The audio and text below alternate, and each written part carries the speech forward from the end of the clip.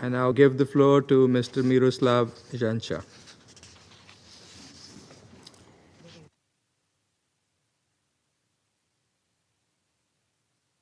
Briefed the Security Council on the situation in Ukraine last time a little more than a month ago. Since then, the daily barrage of Russian missiles and drones against Ukrainian cities and towns has continued to intensify with devastating consequences for the civilian population. According to the Office of the High Commissioner for Human Rights, OHCHR, in June, civilian casualties in Ukraine reached a 3-year high. In the first half of the year alone, 6,754 civilians were killed or injured. According to Ukrainian authorities, so far in July, the Russian Federation has launched at least 5,183 long-range munitions against Ukraine, including a record number of 728 long-range drones on 9 July. In recent weeks, the capital city of Kyiv and the historic port city of Odessa have been especially heavily impacted by the daily attacks involving massive swarms of hundreds of drones and dozens of missiles. And while frontline areas of Kherson, Zaporizhia, Sumy, Kharkiv, Dnipropetrovsk, and Donetsk regions of Ukraine remain particularly dangerous for civilians, nowhere is safe in Ukraine.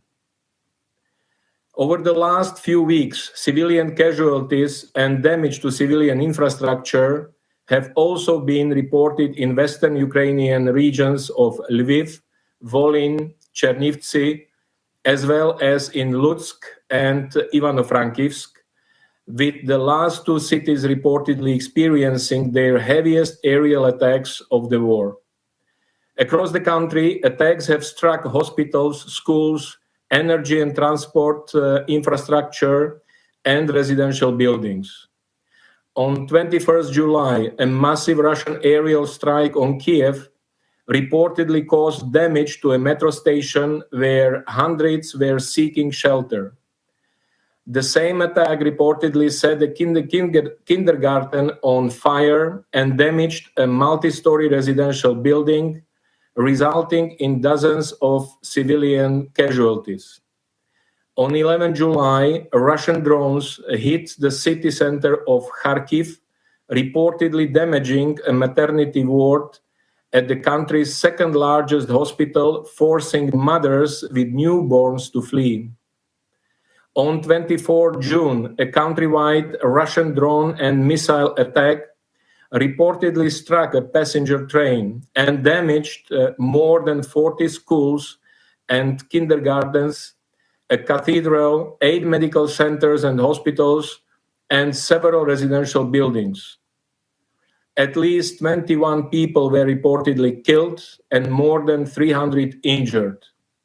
The same devastating scene was repeated during another record-level attack across Ukraine on 29 June.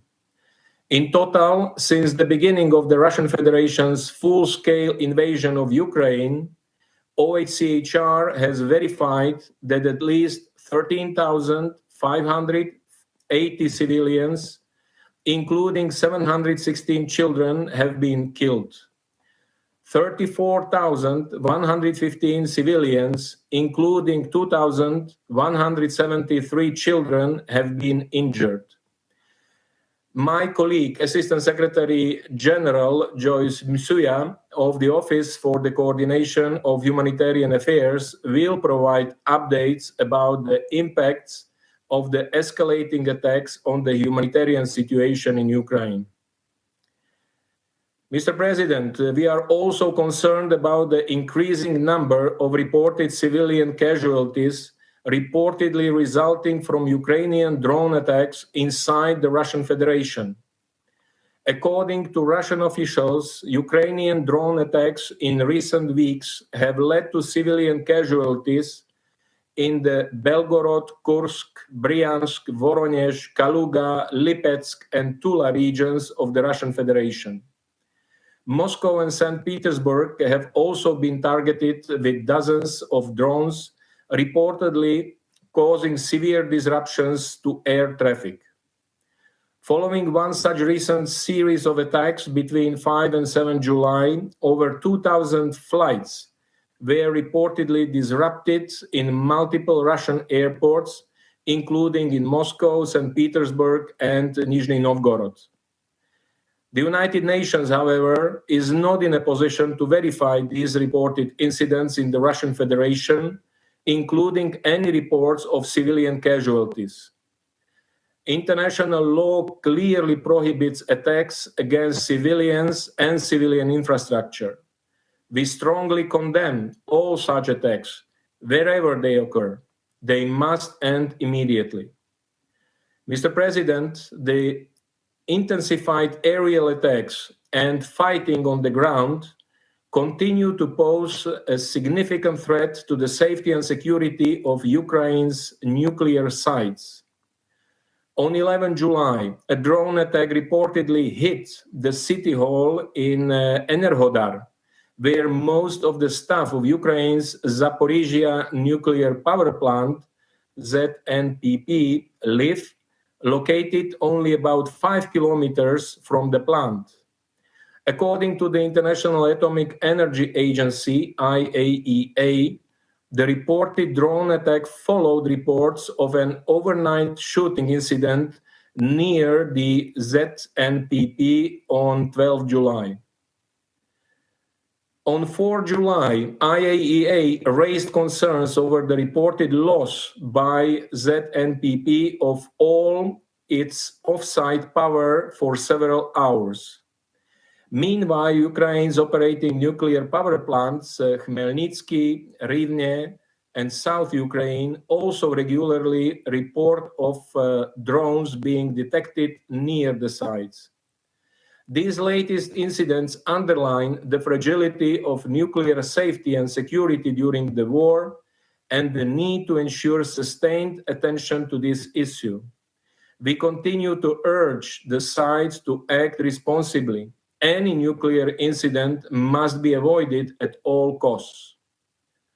Mr. President, already at the end of last year, the total cost of reconstruction and recovery in Ukraine was assessed at 524 billion US dollars over the next decade. The most recent escalation of attacks is quickly adding to this toll. In this regard, this year's Ukraine Recovery Conference that took place in Rome earlier this month represented a significant milestone in the international community's commitment to supporting Ukraine's long-term reconstruction. The event culminated in over 11 billion US dollars in pledged funding.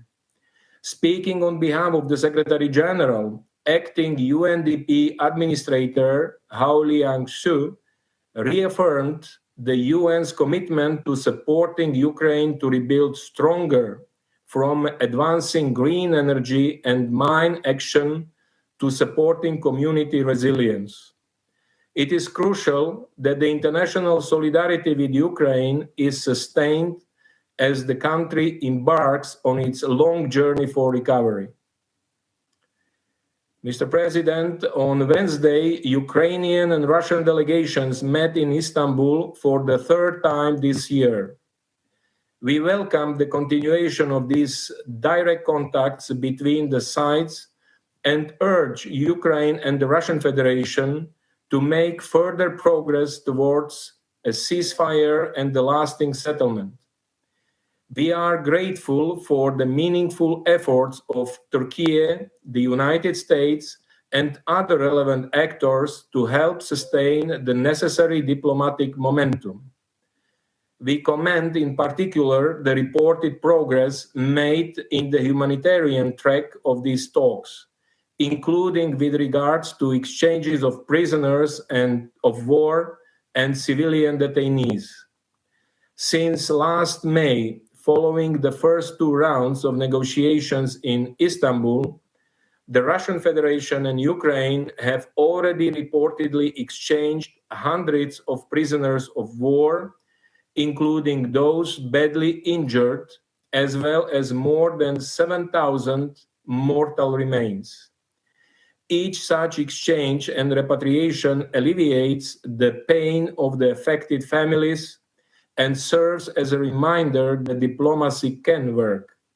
We therefore call on the sides to continue such exchanges. Mr. President, on Tuesday, this Council unanimously adopted a resolution reiterating that all states shall settle their international disputes by peaceful means through dialogue, diplomatic engagement, and cooperation in such a manner that international peace and security and justice are not endangered. The resolution also underscored the importance of the full, equal, and meaningful participation of women and meaningful participation of youth in dispute resolution efforts. As the Secretary General stated during that meeting, diplomacy may not have always succeeded in preventing conflicts, violence, and instability, but it still holds the power to stop them. With this in mind, and recalling the Security Council Resolution 2774 of 2025, adopted in February, it is crucial that the momentum of the ongoing diplomatic contacts is not only sustained, but reinforced by genuine political will to make tangible progress towards ending the current dangerous cycle of escalation as soon as possible. The heartbreaking and rising human toll of the past nearly 3.5 years of war underscores the urgency of a complete, immediate, and unconditional ceasefire as the first step towards a just and lasting peace. A peace that is in line with the UN Charter, international law, and relevant UN resolutions, and that respects the independence, sovereignty, and territorial integrity of Ukraine within its internationally recognized borders. We remain ready to support all meaningful efforts to this end. Thank you. I thank Mr. Jancha for his briefing. I now give the floor to Madame